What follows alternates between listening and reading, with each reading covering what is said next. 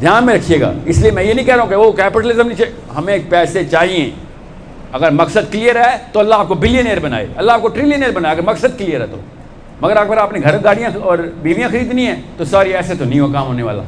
پھر تو آپ اتنے کنفیوز ہیں کہ آپ اللہ کرے آپ کو بچے نہ ہوں, کیونکہ اور کنفیوز ہو جائیں گے بچے.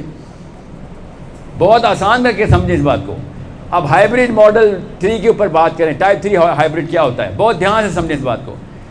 جیسے ہی ایک پاکستانی مسلمان 22-23 سال کا آپ کی عمر میں انٹر ہوتا ہے, آپ سب کو, خواتین کو اور مردوں کو پتہ ہوتا ہے ایک بات کا کہ یا تو میں ایکسٹریمسٹ ہوں, یا میں مسلمانوں کی بات کر رہا ہوں, یا میں ایکسٹریمسٹ فنڈامنٹلسٹ جہادی ٹائپ ہوں, یا پھر میں ایک نارمل سا مسلمان ہوں جو چاہتا ہے کہ میرے گھر پہ آفت نہ آئے, باقی جہاں مرضی جو مرضی کچھ ہوتا رہے, کوئی بات نہیں.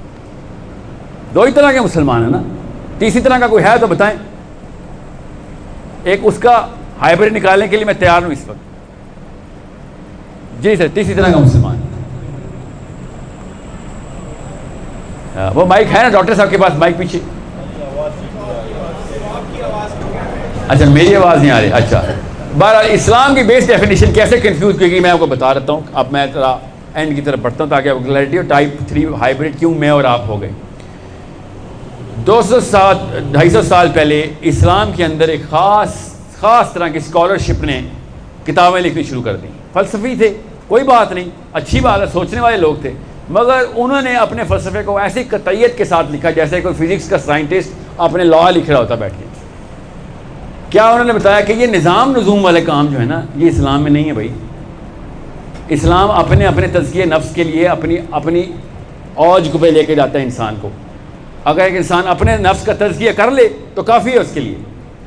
یہ کیا نظام کی رٹ لگائی ہوئی ہے. لوگوں کو زندہ جینے دو, خود بھی جیو, ان کو بھی جینے دو. سنے ہیں نا آپ نے لیو اینڈ لیٹ لیو, دنیا کے ہر فلسفے میں ہے. کرسچن کے ساتھ بھی ایسے ہوا, مسلمانوں کے ساتھ آپ کہیں جا کے. کرسچن شروع سے ایسے تھے. 283 عیسوی کے اندر ان کی یہ بنا توڑ دی گئی تھی. ان کے کفن کے اندر آخری میخ لگی تھی جب انہوں نے کانسٹینٹینوپل میں ایک خاص کانفرنس کے اندر یہ بتا دیا کہ بھائی بات سن, یہ پادری جو ہے نا ان کو مذہب کھلاؤ اور دین کے سارے معاملات ہمیں دے دو بس. اس وقت واقعی دین ہی کہتے تھے اس کو. اب یہ ہمیں جا کے ٹائپ 3 ہائیبریڈ کو بتایا گیا کہ نہیں, اس کو سیاست کہتے ہیں, اس کو ڈیموکریسی کہتے ہیں, اس کو سسٹم کہتے ہیں, اس کو لا کہتے ہیں, لا اینڈ آرڈر کہتے ہیں. اللہ تعالیٰ اس کو شروع دن سے دین ہی کہتے ہیں. پولیس کا نظام اصل میں دین کا نظام ہے, عدالتوں کا نظام اصل میں دین کا نظام ہے. ہم سب کو مسلمان ہونے کے ناطے پتہ ہے اس بات کا. اس لیے اللہ کے نبی علیہ السلام نے کبھی بھی یہ 3 نظام آؤٹ سورس نہیں کیے کسی کو. سوچیں ذرا, صحابہ اکرام نے یہ کام آگے ڈیلیگیٹ کیوں نہیں کیا؟ یہ کام دین کے اندر ہی کیوں مینٹین رکھا شروع سے کہ عدالتیں صرف قرآن کے اوپر, جو پولیس ہے قرآن پاک کے اوپر, جتنے بھی آرمی کے انسٹیٹیوٹس ہیں جتنے بھی اس وقت کے, وہ قرآن پاک کے اوپر چلیں گے. ہم نے بھی, ہماری بھی آرمی بھی جہاد فی سبیل اللہ کا یہ وہ لگاتی ہے. مسلمان کو تو پتہ ہے بچپن سے اس بات کا. یہ اسلامک اسکالرشپ کے اندر جب انٹر ہوئی نا بات, تو اب میں اور آپ کنفیوز ہو گئے. میری آئیڈینٹی کنفیوز ہو گئی, اتنی لیول پہ کنفیوز ہو گئی کہ میں اب اسلام کو دین نہیں سمجھتا. میں بھی اب اس کو مذہب سمجھتا ہوں. کہتا ضرور ہوں لوگوں کو, مگر جیسی اپلیکیشن کی باری آتی ہے کنفیوز ہو رہتا ہوں کہ ایک منٹ رک جاؤ, یہاں پہ میں مذہبی امور لے کے آؤں یا یہاں پہ دینی امور لے کے آؤں, کیونکہ دینی امور تو آؤٹ سورس ہو چکے ہیں. اب کون سے مسلمان کے پاس دین ہے؟ اب مسلمانوں کے پاس صرف مذہب ہے. آپ میں سے کوئی یہاں پہ بیٹھے جو دین کا کوئی کام کرتا ہے؟ کر نہیں سکتا, آؤٹ سورس ہو چکے ہیں. یا وہ پارلیمنٹ ہاؤس کرتی ہے, یا وہ حکومت کے ادارے کرتے ہیں. پتہ نا آپ کو اس بات کا؟ دین کے سارے امور آؤٹ سورس ہو چکے ہیں ہمارے پاس. ایک فرد کے پاس دین کی حیثیت ہی نہیں رہی. اور اللہ نے کیا کہا تھا, اب قرآن میں ہم پڑھتے بھی ہیں, حدیثیں بڑی کلیئر ہیں, امر بالمعروف ونہی عن المنکر. مگر میرے اوپر اپلائی نہیں ہوتی سر وہ. میں کیسے ون نہیں عن المنکر کروں؟ ون نہیں عن المنکر تو پولیس والے کا کام ہے. سمجھ رہے بات؟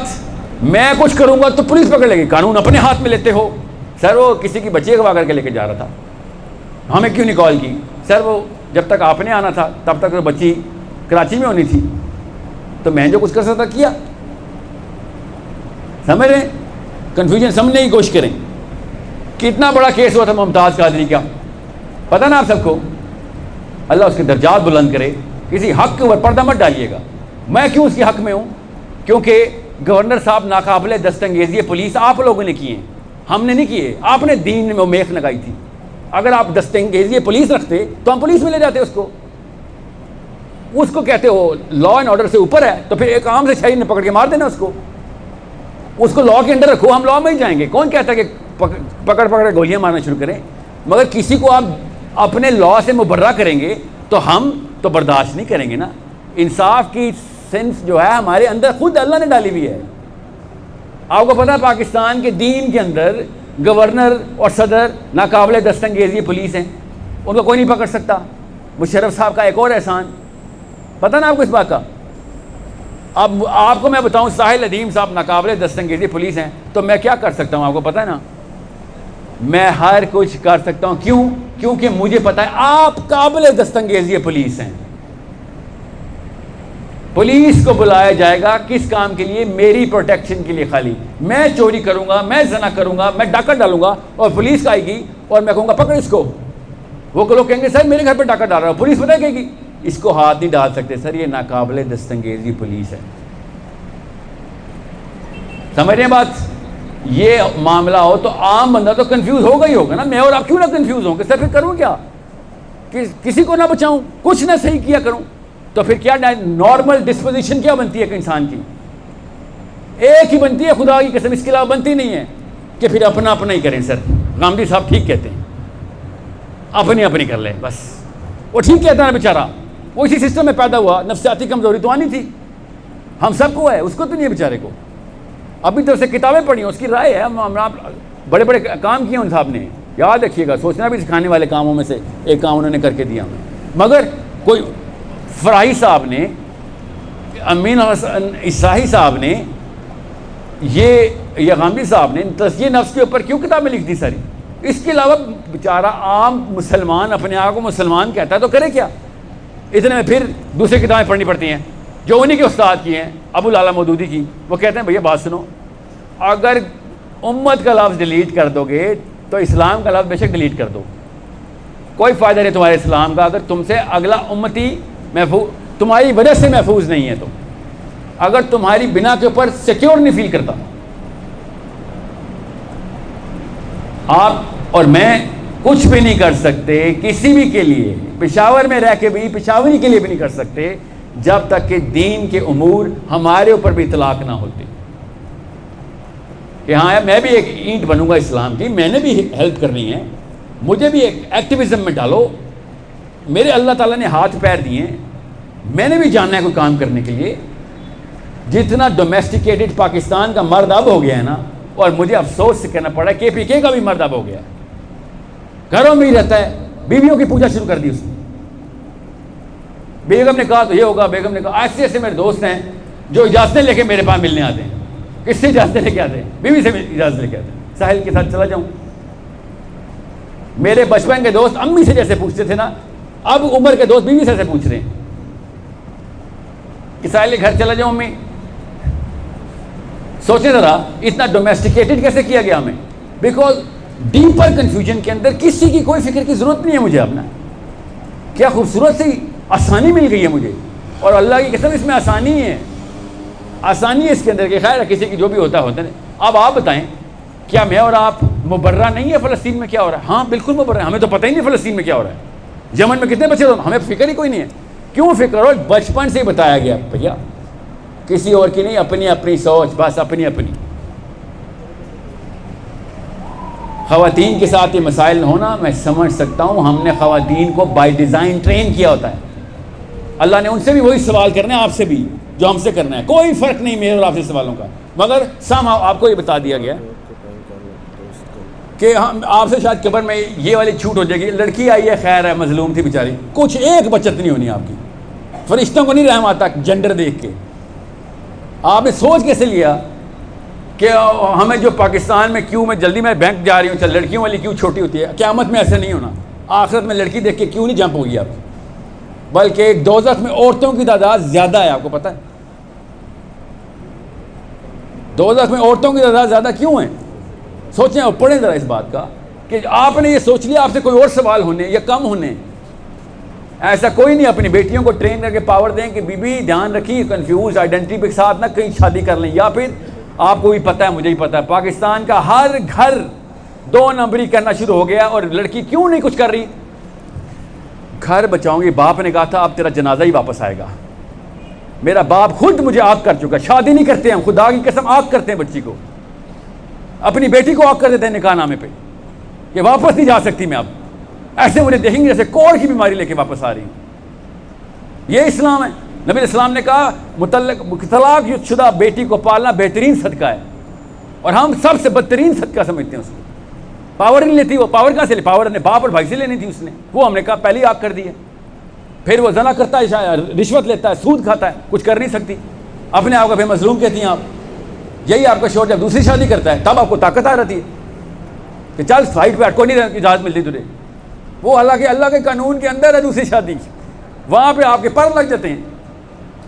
عدالتوں میں کھلا ہے کیس چل لڑکیوں کے کہ دوسری شادی نہیں کرنے دوں گی جو مرضی ہو جائے. اور جب سود کما رہا ہے, کیا کروں ابو نے کہا تھا طلاق نہ ہو جائے, گھر والے کیا کہیں گے. اللہ کا قانون توڑا ہے وہ, تو لوگ یاد آ رہے ہیں. جب اللہ کا قانون پورا کر رہا ہے تو نہیں تھا. اللہ کے لیے وہ طاقت ہے نہیں. کیوں میرے اندر بھی نہیں ہے, آپ کے اندر بھی, لڑکوں میں بھی ایسے ہی. فکر نہیں کریں, ہم ایک جتنے مسلمان ہیں سارے. ٹریننگ میں ہمارے جب تک آپ کو آپ کی بیسکس کے اوپر کمپرومائز کرنا بند کرنے کی, اپنے آپ کو ٹریننگ نہیں نہ دینی شروع کی آپ نے کہ میں بیسکس پہ کمپرومائز نہیں کر رہا. سوری, بیسکس کیا؟ میری سب سے پہلی بیسک میری فطرہ ہے کہ میں رحم اور انصاف پہ کمپرومائز نہیں کر رہا. نمبر 2, اسلام کے بیسک ٹینٹس. میں آپ کو آسان سے کر کے بتاتا ہوں, دور کا جانا. بیسک ٹینٹس تو بہت آگے چلی جائے گی بات. آپ یہ بتائیں کہ کسی ایک صحابی کو آپ پاکستان کے کلچر میں فٹ کر سکتے ہیں؟ کبھی سوچا آپ نے؟ آپ کبھی سعودی عرب کے کلچر میں جا کے فٹ ہو سکتے ہیں؟ کبھی رہ سکتے ہیں سعودی عرب جا کے آپ جیسے آپ ابھی رہ رہے ہیں؟ نہیں. تو آپ نے کیا سوچ لیا کہ آپ ابو بکر صدیق یا علی بن ابی طالب کی کہانیاں سنیں گے تو مسلمان ہو جائیں گے, ویسے ہو جائیں گے؟ آپ تو ابھی کے سعودی عرب کلچر میں نہیں رہ سکتے جو ہمارے جیسا ہے. آپ اس کلچر میں جا کے اپنے آپ کو فٹ کر رہے ہیں نفسیاتی طور پہ کہ میں اور میرا بیٹا حسین بنے گا بڑے ہو کے. وہ بیچارہ کیسے حسین بنے گا؟ میاں والی پشاور سے نہیں حسین نکلتے. وہ اس ویلیو سسٹم سے نکلتے ہیں کہ جس ویلیو سسٹم ڈائریکٹ نبی علیہ السلام کے ایک چیز کے اوپر نان کمپرومائزنگ انکنڈیشنل ہو. کہ انکنڈیشنل ہے بھائی, میں نبی کا امتی ہوں, سوری میں محمد کا امتی ہوں, میرے سے نہیں ہونا, میرے سے یہ کام نہیں ہونا, جو مرضی کر لو. مجھے ایک چائنا کے ٹور پہ لے کے جایا گیا, تو میں اچھی پوزیشن پہ تھا, تو مجھے انٹرنیشنل ٹور پہ بھیجتے رہتے تھے. تو وہاں پہ نا چائنیز جو ہے نا اپنے باس کو سجدہ کرتے ہیں. چائنیز اپنے باس کو سجدہ کرتے ہیں. ان کا نظام اس طرح کا.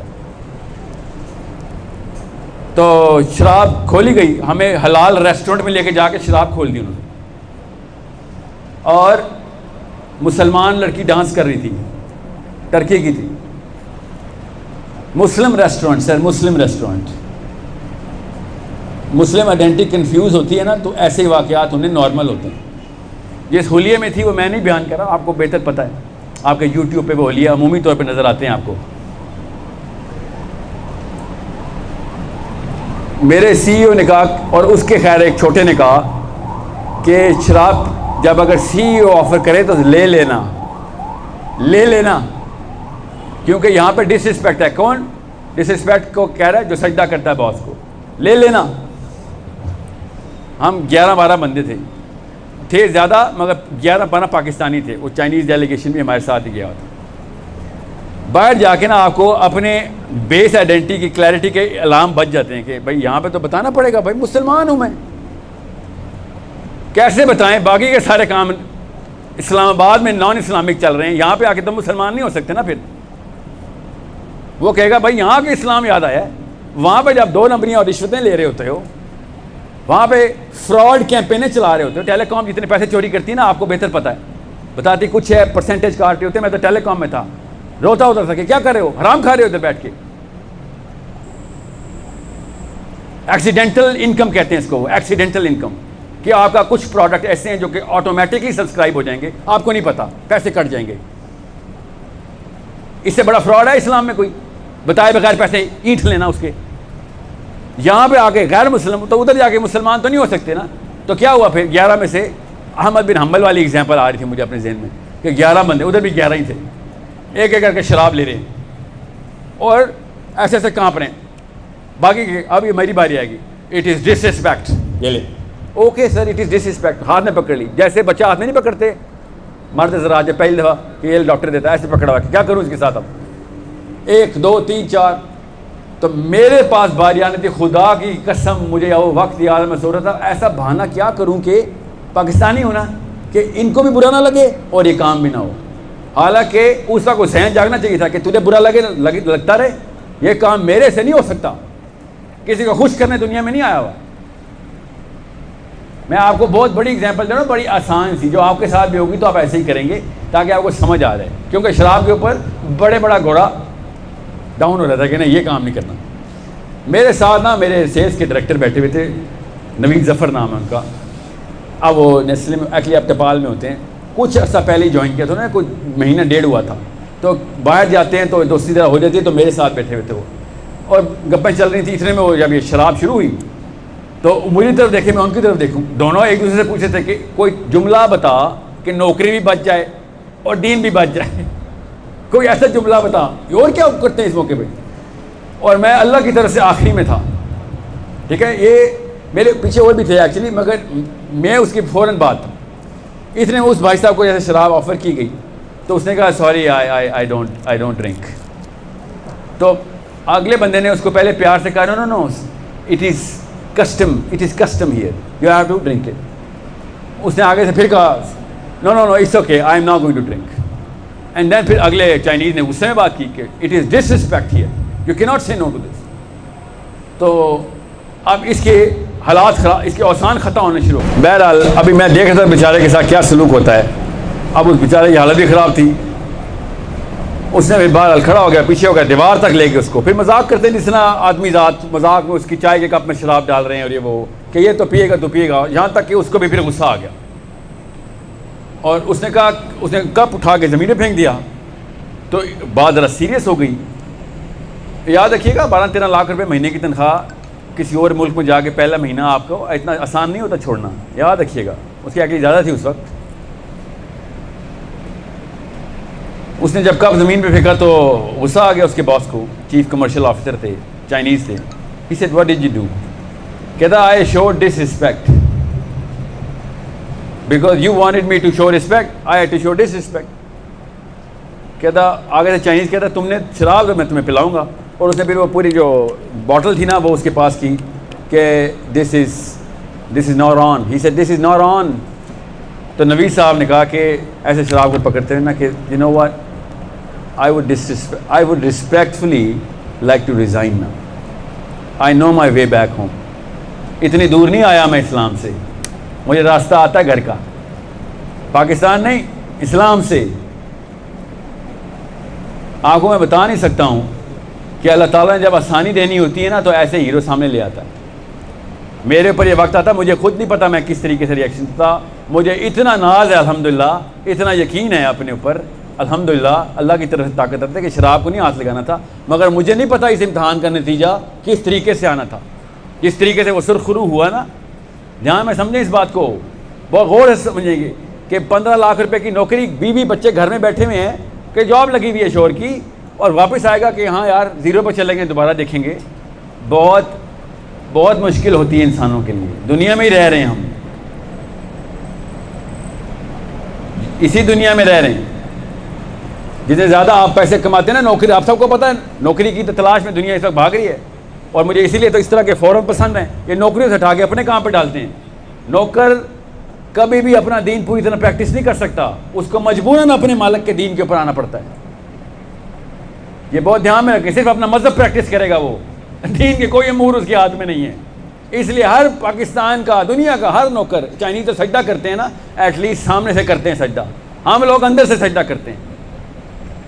بس باس کا موڈ نہ خراب ہو جائے ہمارا, باقی جو کرتا ہے کہتا ہے وہ مان لیں گے. بہرحال وہ کوئی اور کنفیوژن ہو جاتی ہے. وہ مجھے اس کی ہائیبریڈ ماڈل بھی نہیں پتا. ابھی میں آپ کو بیسکس بتا دوں کہ اگر یہ نوید صاحب اس طرح کا حرکت نہ کرتے تو میرے اندر شاید وہ طاقت نہ ہوتی. آج یہ کہانی دیکھیں کتنے لوگوں نے سننی ہے, آپ کو پتہ بھی نہیں کون ہے. اللہ کا وہ ولی کس طریقے سے لوگوں کا ایمان تازہ کرتا ہے.